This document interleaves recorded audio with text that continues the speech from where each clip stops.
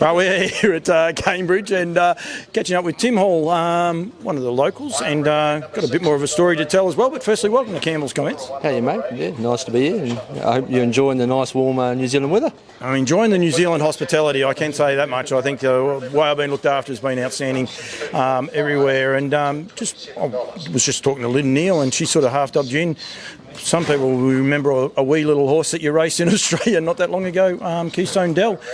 What a champion that horse was. And I'm tipping you would have liked to have been around now with all the extra prize money there is for some of these trotters. Yeah, exactly. He was a wonderful horse, and he really was a true champion. You know, he had his issues in the finish, but Brent Lilly trained him in the end, and even he said he had his issues, but every time he went on the racetrack, he just put his best foot forward. So yeah, hard to find ones like that can front up like he did. He was a quirky character. Like, he would never, I remember in Australia in the end he was out of the draw simply because he wouldn't parade. If he stood still he'd behave himself, but if they made him parade he'd gallop, and he had a few little quirks, didn't he? He must have been a bit of fun working him out. Yeah, he was. I actually remember the first Great Southern Star he went in, he didn't even take part, didn't score up, stood still, and I think they still went round and he was still standing there. So that's when they sort of cottoned on to put him with the clerk of the course, and and that just sort of helped him. But once he was going, he was away. But yeah. Yeah, he was a great name. Great. When Lynn mentioned his name, I was like, oh, what a great horse he was. Yourself, you train locally. Do you train over the back, or whereabouts do you train? Just on this side of the track, around here. There's a couple of barns around this side. So yeah, just have a small team, sort of 5 or 6, or sort of 8 maximum. But I'm a farrier as well, so we sort of juggle, me and Dad juggle that too. So keep you busy? Yeah, always busy being a farrier, mate. well, no, it's not always, but if you're not, you've got to look in the mirror, because there's a bit of a reason for that sometimes. Trotters, is that all you train, or do you have the odd pacer? The odd pacer, I just always found, just the way we are, because we're a wee bit smaller and we haven't got the big budget, that it's a little bit more easier to be competitive in the trotting ranks.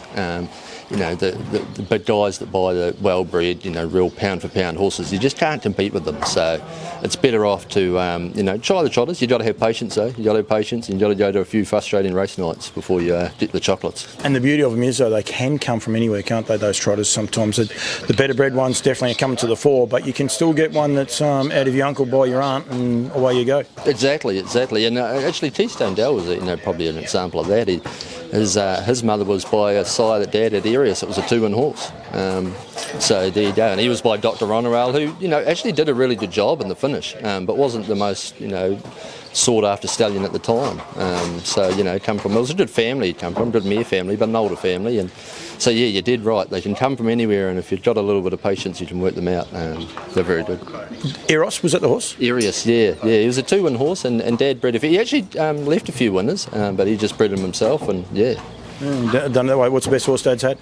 Definitely Keystone Dell, yeah. Yeah. And yourself now, what's the best one you got in the camp at the minute? The best one he's not actually here anymore. He's in Queensland. It's crazy. We sent him over there, and he went to Victoria for a little while, and that didn't go so well. So he's gone up to my mate Darren McCall in Queensland. I worked for Darren in Canada, and he's still working him out, but he is a very fast horse. But other than him, it's probably this little guy, and he ain't a superstar.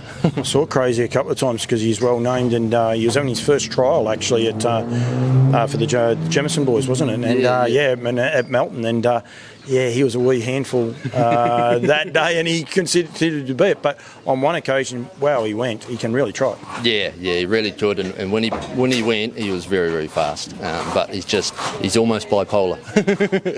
Darren will work him out. Or if he doesn't, we'll give him a hard time. How's that sound? He's probably pulling his hair out a wee bit with him at times, but he's getting there, and I think Queensland will be a good place for him. It's really going forward. So, looking forward. A few more starts, a bit more time. He'll get the hang of it. But when he does trot, he can really trot. Yeah. Yeah, no, absolutely. He's got hair like me, so he can't pull too much out. So they don't have to worry about that at all.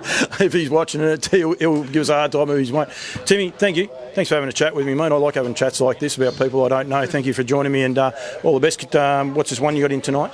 Sons of the Merch, he's in race 4. He's probably out of his depth tonight. He comes up against a couple of really nice horses in Cyclone Lucky Linda and Tondrazia Love. But, he's here and races on our back doorstep. I've only got to walk 20 yards home, so it's not bad. Might as well go around. Thank you very much for joining me, mate, and all the best.